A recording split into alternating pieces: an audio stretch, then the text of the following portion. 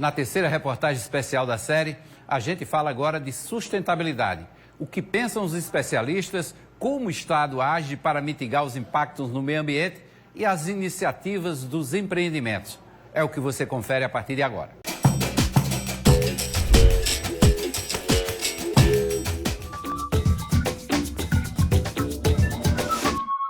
Desde que a trupe do Cine Solar colocou painéis no teto de uma van em 2013, já foram mais de 1.000 sessões do primeiro cinema itinerante sustentável do Brasil. Hoje tem um público acumulado de quase 200 mil pessoas, né? Foram mais de 185 mil espectadores, quase 10 mil jovens e adolescentes nas oficinas com a gente. E dentre as programações foram mais de 63 filmes e mais de 100 curtas. Para onde vai, o Cine Solar leva temas socioambientais para discussão em comunidades carentes.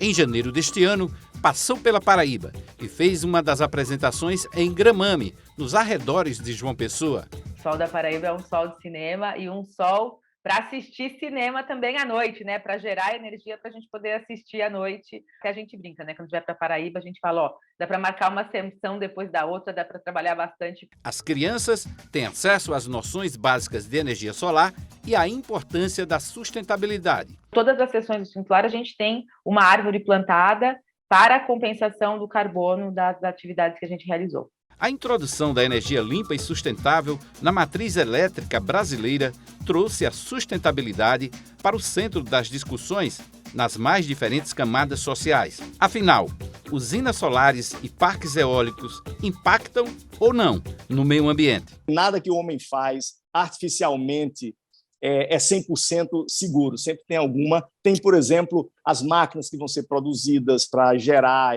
os aerogeradores, as pás, as placas solares, tudo isso vem de elementos da natureza. Então, tem que ter processos de mineração muito cuidadosos. Então, o mais importante é realmente fazer um planejamento integrado, olhando tudo isso, para que não haja nenhum tipo de excesso. Se a gente pensar da vegetação, nós estamos pensando que aquela vegetação, apesar de ser a caatinga, que muitas pessoas olham e pensam que a vegetação está morta, né, pelo aspecto seco que ela apresenta a maioria parte do tempo, né? Na verdade, ela é inteligente, ela está economizando a água, por isso que ela perde as folhas. E aí, quando a gente retira, a gente está retirando a capacidade de renovação das chuvas e da umidade daquele espaço. Com um bom regime de compensação, a gente consegue fazer isso, sim, de modo equilibrado, porque senão, para o país continuar crescendo, a gente vai ter que continuar sendo dependente de energia suja. Quando você acaba sofrendo com a morte de morcegos e aves, eles têm um papel de controle de praga muito grande na natureza. Quando esse equilíbrio, né, é afetado, a única certeza é que haverão consequências negativas. Especialista em eficiência energética, pesquisador de inovações tecnológicas em 15 países, o professor em sustentabilidade alerta que os governos não podem fazer concessões em suas legislações ambientais. É, de fato, um caminho sem volta, mas não pode ser viabilizado a qualquer custo. O Estado precisa fazer a parte dele. Precisa ser planejar melhor, para não deixar tudo para a última hora. E após a pandemia, quando o Brasil for crescer tudo que ele tem para crescer, a gente não vai ter energia disponível, principalmente desperdiçando água, né? Você vê que 40% de todo o volume distribuído de água no Brasil é perdido antes de chegar nos cavaletes das concessionárias. E aí isso tem um impacto no clima, tem um impacto na produção de energia. A gente é obrigado a utilizar as termoelétricas e a energia fica cada vez mais cara. Recuperar esse tempo perdido está também na agenda dos empreendedores. A presidente da Associação Brasileira de Energia Eólica, Elbia Ganon, lembra que os projetos de infraestrutura, em geral, como toda atividade econômica, impactam na natureza. Quando nós estamos falando de projetos de energia, de energias renováveis, a discussão não é se tem impacto ambiental ou se não tem impacto ambiental. É o quanto se tem de impacto ambiental e o quanto se trabalha para mitigá-los.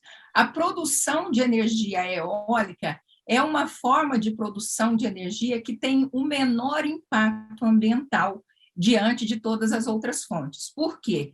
Porque a área ocupada efetiva da eólica é muito baixa. Quando eu reservo uma área para produção eólica, ali se eu tenho uma atividade agrícola, outra atividade econômica, ela é compatível com a eólica. A eólica ocupa efetivamente 5% da área dedicada. Além disso, nós temos regras para licenciamento de parques, respeitando rota migratória de pássaros, de morcegos, convivência com a população, distanciamento do parque eólico com relação às residências. Então, todos esses cuidados já estão tomados naqueles regulamentos que temos, como, por exemplo, a resolução CONAMA. Nós cuidamos muito da questão ambiental para mitigar o máximo possível esses impactos. Coordenador da Associação Brasileira de Energia Solar para o Nordeste, Jonas Becker reconhece que a preservação do meio ambiente pelos grandes empreendimentos é um tema delicado. Os estudos ambientais precisam ser feitos de forma completa, como mandam a lei, para que os impactos sejam o mínimo possível. Porém, a energia solar tem essa vantagem de trabalhar, diferente de quando você vai fazer uma barragem, que você trabalha no leito do rio, que é uma área com vida pujante. Não existe ação humana sem impacto ambiental, infelizmente. Isso não tem, né? Mas, assim, a solar, dentre todas, tem uma boa relação com os ambientalistas, porque ela utiliza a área que já está no processo de degradação pela sua condição climática, não pela condição do homem. Hoje não existe assim, uma forma de você produzir energia 100% limpa ou sem nenhum impacto. Hoje a gente tem que tomar uma decisão. Qual que é a opção que arde menos? Nós vivemos um momento de emergência climática, nós temos aí metas para bater e precisamos tratar esse assunto com muita urgência. Para os empresários, a compensação vem sendo feita dentro das normas legais do Estado. É uma energia limpa, é uma energia renovável, mas algum dano você traz. Então você tem que mitigar isso de uma maneira clara, de uma maneira que a gente consiga mostrar à sociedade o que a gente veio fazer. Eu acho que a gente conseguiu ter esse sucesso em Coremas, fazendo a compensação ambiental tanto na área atingida quanto em outras áreas aqui do estado. A Agência Reguladora de Energia Elétrica garante que acompanha os investimentos feitos por esses empreendimentos. Em alinhado ao que foi avançado na COP26, em alinhado a toda essa transformação energética mundial que está acontecendo, hoje nós estamos eliminando a geração de energia por meio de carbono, que se ocorre por meio do combustível fóssil, e avançando com energia renovável. Na Paraíba, cabe à SUDEMA essa fiscalização, e ela é feita por etapas. Tem a licença prévia, a licença de instalação e a licença de operação. Tá? É feito dessa forma. A empresa, de início, ela apresenta um estudo, o RAIS, que é um relatório ambiental simplificado, e a SUDEMA verifica se esse estudo é suficiente ou se ele tem que apresentar um estudo complementar. Geralmente, os estudos necessários são os estudos mais aprofundados, que a gente chama de EIA-RIMA, que é o estudo de impacto ambiental, e o relatório de impacto do meio ambiente. Quando uma usina solar é de pequeno ou médio porte, o impacto é bem menor. Só nessa usina de médio porte, que fica em São Gonçalo, na zona rural de Souza, são produzidos mais de 2.400 kW de potência. São retiradas do ar mais de 42 mil toneladas de carbono. Cada uma daquelas usinas que visitou, elas ocupam no máximo 5 hectares. Sempre procuramos selecionar terrenos que já tenham sido de alguma forma antropizados, já tenham sofrido alguma intervenção humana. São áreas muito pequenas de ocupação e com zero impermeabilização do solo. Praticamente zero, porque, ok, temos os módulos solares em cima, mas por baixo tem todo o terreno e até nos preocupamos em que haja efetivamente alguma camada vegetativa por baixo para evitar erosão nas fortes chuvas, não é? A discussão também envolve o futuro das cidades. A energia renovável tem um foco natural em fatores ambientais, sociais e de governança. O TCE da Paraíba vai começar a avaliar, nos índices de efetividade das gestões municipais, questões relacionadas à sustentabilidade, cidades inteligentes e eficiência energética. Outros 19 tribunais de contas do Estado vão avaliar os resultados e podem incluir esses itens em futuras prestações de conta dos gestores dos seus municípios. O que é que se procura hoje? É que também, do ponto de vista de fiscalização, de controle externo, que os tribunais começassem a trazer suas autorias para, vamos dizer assim, como se fosse uma pauta ambiental, começar a mostrar a importância desses conceitos de sustentabilidade, de eficiência energética de segurança hídrica, de captação de água pluvial, por exemplo. O Tribunal de Contas foi o pioneiro no uso dessa tecnologia entre os órgãos públicos do Estado. O Tribunal Regional do Trabalho seguiu esse caminho, instalou painéis em um dos seus prédios na capital e nas varas do trabalho pelo interior. Primeiro foi em Santa Rita, que hoje tem excedente de energia e já fornece para a sede do TRT em João Pessoa. Depois foi a vez de Patos e, por fim, na vara de trabalho de Souza. Nós vamos estar alinhados às diretrizes internacionais e globais relacionadas à sustentabilidade ambiental. A Universidade Federal de Campina Grande fez parcerias e conseguiu a mini geração de energia solar no campus de Pombal.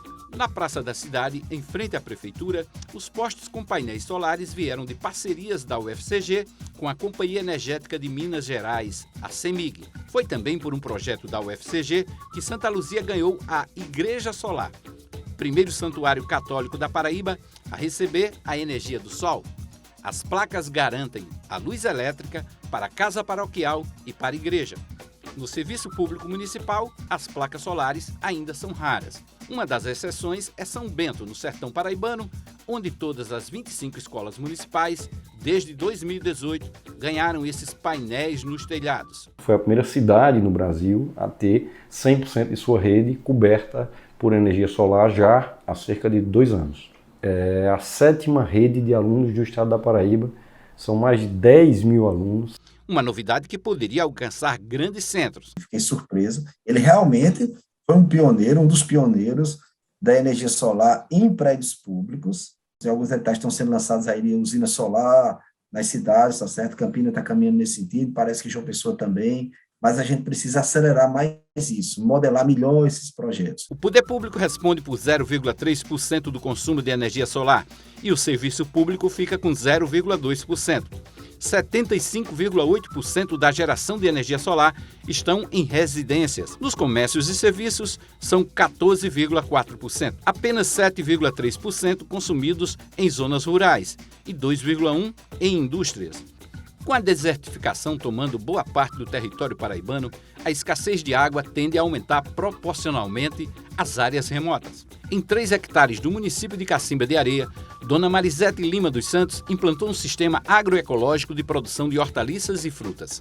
A rotação de cultura recuperou o solo e o sistema foi reconhecido com o Prêmio BNB de Empreendedorismo Feminino por adotar práticas que evitam o avanço da desertificação no semiárido. Andando pela propriedade, nem parece que estamos no sertão paraibano. Desde 2019, as placas solares fornecem energia para a irrigação do roçado. Freguesia, Dona Marisete tem garantida. Eu comercializo as minhas hortaliças da barragem da farinha na Feira da Agricultura Familiar, às quinta-feiras, de 4h30 da manhã às 8h. E no sábado eu comercializo no Mercado Livre, em Patos. Essa é a tecnologia que mobiliza pessoas, envolve comunidades, gera economia inclusiva e sustentável. Com a produção de energia solar e com a ajuda dos ventos, os prejuízos às áreas degradadas podem ser reduzidas. A Paraíba, por exemplo, a gente tem, a maioria das cidades está no semiárido, são 177 cidades dos 223.